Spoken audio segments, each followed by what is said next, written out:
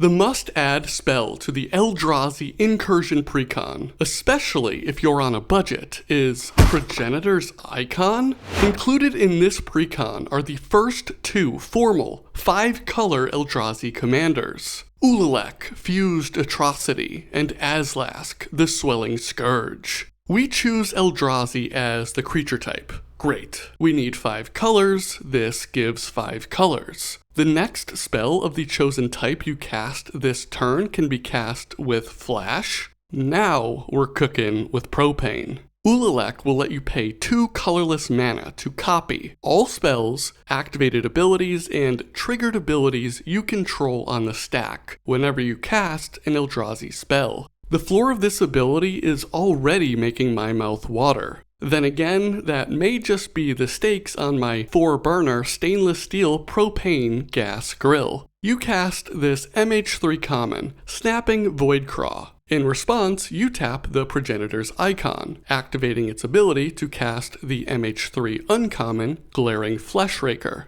Ulalek's ability turns those 2 bodies into 4 bodies. And I may just be going full sicko mode now, but it also copies the icon's activated ability. So if you've got the mana for another Eldrazi spell, and to pay for Ulalek one more time, the only thing that's more dangerous than you is the crowd at a Travis Scott concert.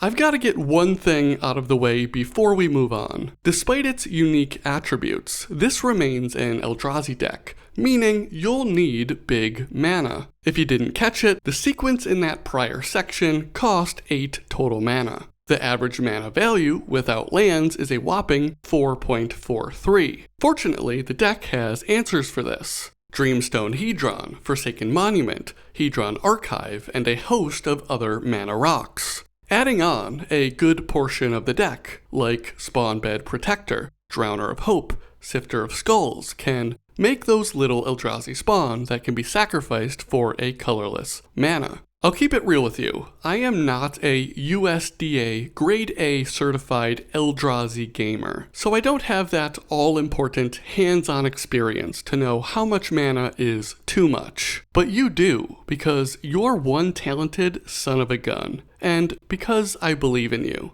I believe in you so much, I just know you'll hit that subscribe button right now if you haven't already. Just in case it's not enough mana, Thran Dynamo, Worn Powerstone, and Stone Speaker Crystal are friendly budget upgrade options. With this commander being 5 colors, the door is also open to non-budget friendly options like Timeless Lotus and Chromatic Orrery.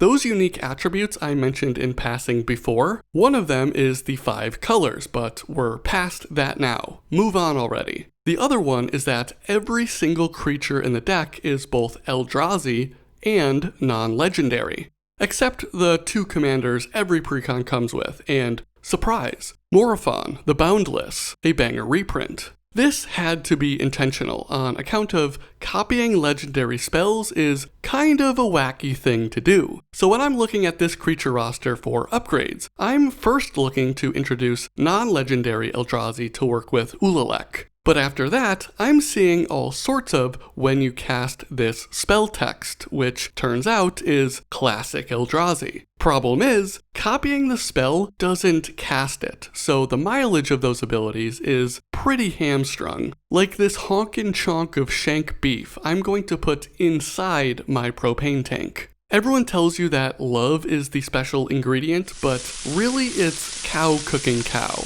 This is not to say that no casting triggers could be added to the deck, only that they deserve an even more critical eye. Otherwise, I want big ETB triggers, big attack triggers, abilities that can change the nature of the game. On the other hand, I'm taking a good hard look at Eldrazi and Shapeshifter instants and sorceries. Instants in particular to stack on top of a creature cast, mana efficiency, and all that. The deck's got the new spell Eldritch Immunity, which isn't the most helpful in this regard, but looks sick. It also has Crib Swap, which I feel good about copying. For those not in the deck, Nameless Inversion is the spell that stands out most here. -6 toughness when copied with Ulalek is going to be an effective removal spell, but 6 additional power on one of your fatties could also get roasty toasty. For this strategy, the top 5 cuts are Worldbreaker, Elder Deep Fiend, Titan's Vanguard, Suffer the Past, and Ulamog's Nullifier. The top 5 hyper-budget additions are Progenitor's Icon, Worn Power Stone, Pathraiser of Ulamog, Nameless Inversion, and Breaker of Armies, costing a total of $2.67. Baking soda, I got baking soda. Baking soda, I got baking soda. The secondary commander, Azlak, the Swelling Scourge, looks just as, if not more powerful than Ulalek, featuring the return of experience counters. Azlask or another creature you control dies, you get an experience counter. Pay a Wooburg, and creatures you control gain +X/+X until the end of the turn, where X is equal to the number of experience counters you have. If that wasn't enough, your Scion and Spawns also gain Indestructible and Annihilator 1 until the end of the turn. If you don't mind, just imagine I made another terrible propane-related joke while I collect myself. Let me double check that. This for real doesn't specify non-token colorless creatures? Geez, we are in it now, boys. Eldrazi have plenty of ways to make Scions and Spawns, but at this point, you're not locked into that creature type, as the goal is to simply flood the board with them at all costs. But you may not need to stray, which gives you bonus points for flavor. Emrakul's Hatcher and Spawn Gang Commander each make 3 spawn. Kozilek's Predator and Writhing Chrysalis each make 2. Awakening Zone is already in the deck, but From Beyond could be added, which does basically the same thing for 1 additional mana.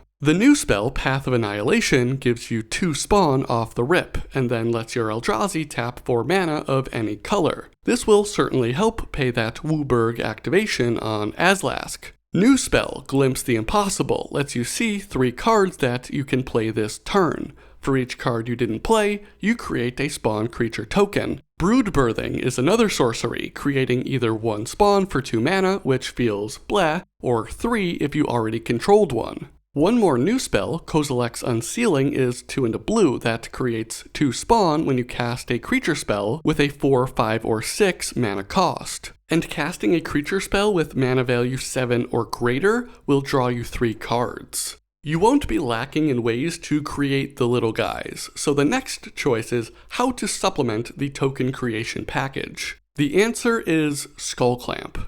Besides that, token multipliers, if you've got the budget for it, seem like a natural choice. I've heard rumblings of Azlask Aristocrat decks being assembled, which is a style I find to be really fun and has great potential as the Spawn and Scion can sacrifice themselves. You're usually getting smashed to death by the Eldrazi, so a deck built to paper cut you to death instead is a nice twist. What I've not seen so far is a blink angle. There are a fair amount of spells with the ETB trigger creating tokens instead of the casting trigger. Adding some ways to double or triple down on those triggers could flood the board faster than my propane gas grill with 2 convenient side tables, perfect for food prep, heats up to the perfect temperature. Not to mention the added benefit of being able to blink your commander to avoid an opponent's piece of spot removal. If I'm taking the Azlak token route, the first 5 cuts are